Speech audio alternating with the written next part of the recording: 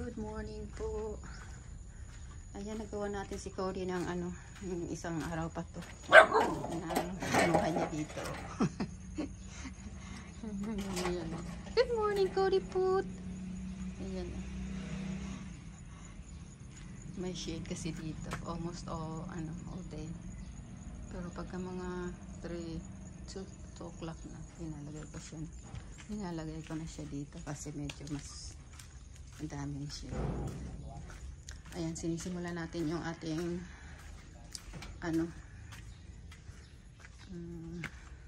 cyclone wire para tayo yung mga aso hindi na makapasok. So ayan, siguro kulang pa tayo dito ng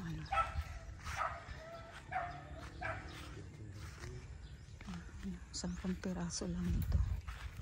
So hindi natin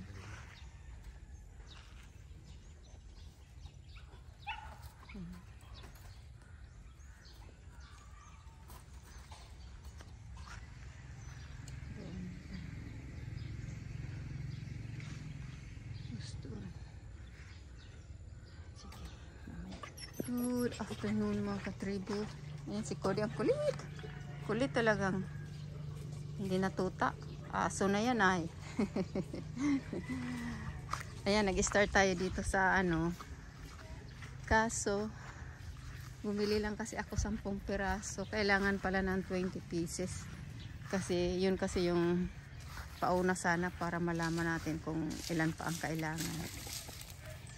Kaya 10 pa raw.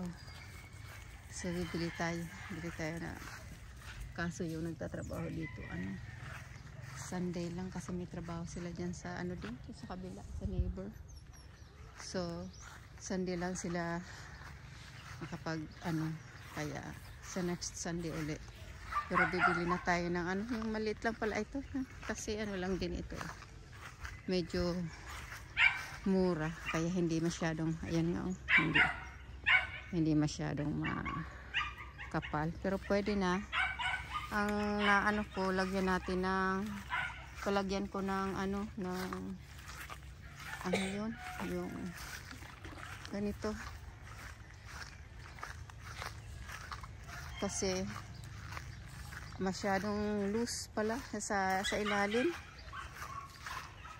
So palagyan natin ng rebar. Itong rebar na natira sa akin 10 mm, pero kailangan lang naman ng 9 mm daw, kaya medyo mura-mura ito kasi natira lang ito sa akin 2 piraso. So bibili tayo ng mga 16 pieces para ng rebar, tapos natin para medyo maayos-ayos naman, para hindi na yung mga aso dito. May pisong palan. Palang saradayoton. At malong katribo. 5:35 na. Wala tayong masyadong dahon. So hindi na namulot yung pamangkin ko mga dito. Kasi isa-isa lang naman. Okay lang yan. So ayan, mali-mali pala yung baka naman ako doon sa nagawa. Sabi alam na nila paggawa nito. Pinakita sa akin ng kapatid ko na madali daw itong i-adjust itong mga ganito para pantay-pantay. Kaso siya kasi parating may issue sa paa.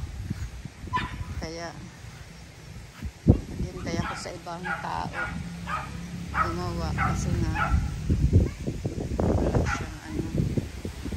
wala siyang time na dito. So magtiyaga tayo sa mga ito pala yung mga pinagdugtungan. Ayan dapat daw to yung pareho din ito. May ayan, ginanyan lang. Ay, wala tayong magawa. Ganyan talaga. Balik, basta lang. May tayo lang at malagyan lang ng yung aso para hindi na masyadong dito. Pumapasok at nag-aano dito. Ginagawang bathroom ang ating ano, yard. So ayan, ang kulit na naman ni Cody Pot, oh.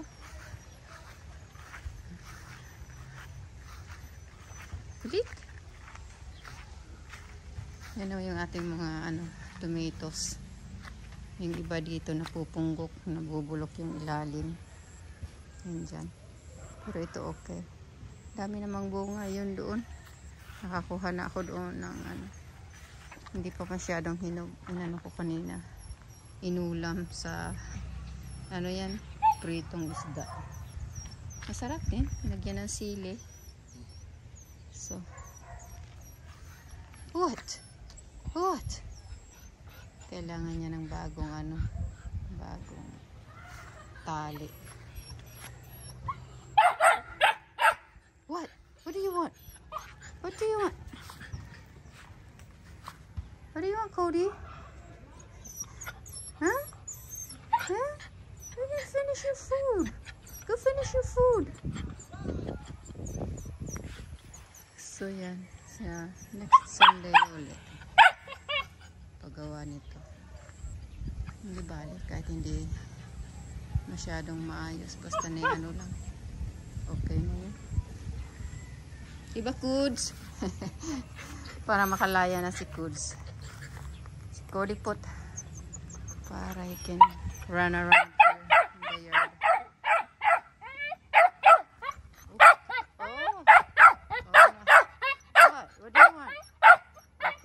Bye muna tayo. You say bye? Bye? You say bye? Cody? You say bye? Hey, look at me. Say bye.